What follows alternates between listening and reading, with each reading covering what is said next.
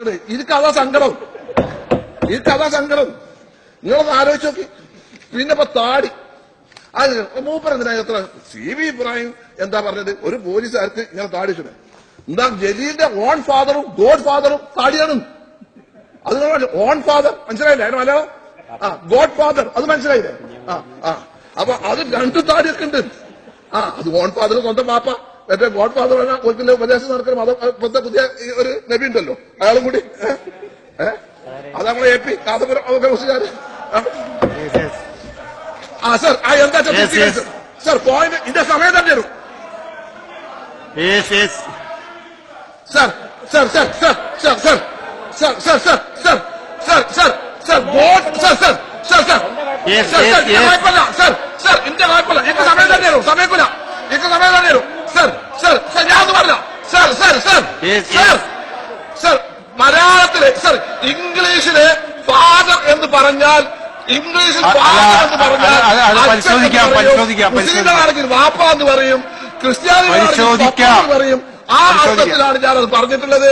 നിങ്ങൾക്ക് വേണമെങ്കിൽ അത് പഠിപ്പിച്ചോളൂ.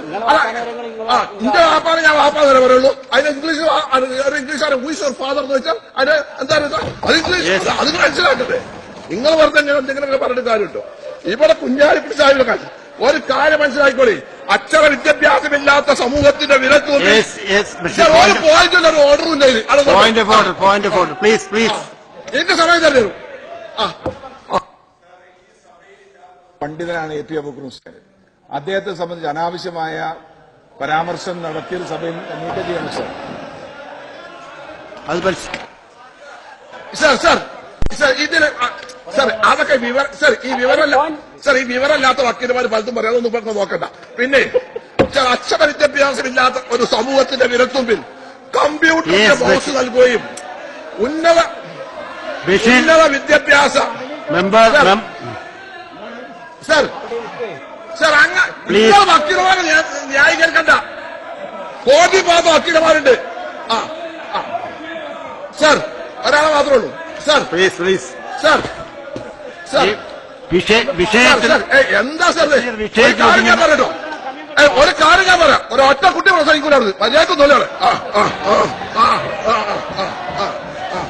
സർ സർ ആ കാര്യം ആ പെണ്ണുങ്ങളോട് പറഞ്ഞി.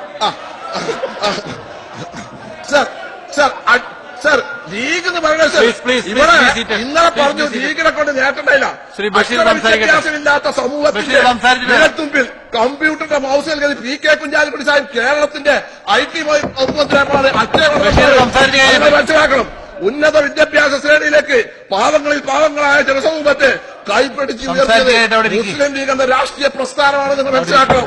അതിന് ശക്തമായ പിന്തുണ നൽകിയത് കോൺഗ്രസ് എന്ന പാർട്ടിയാണ്. അവിടെ മനസ്സിലാക്കണം. പിന്നെ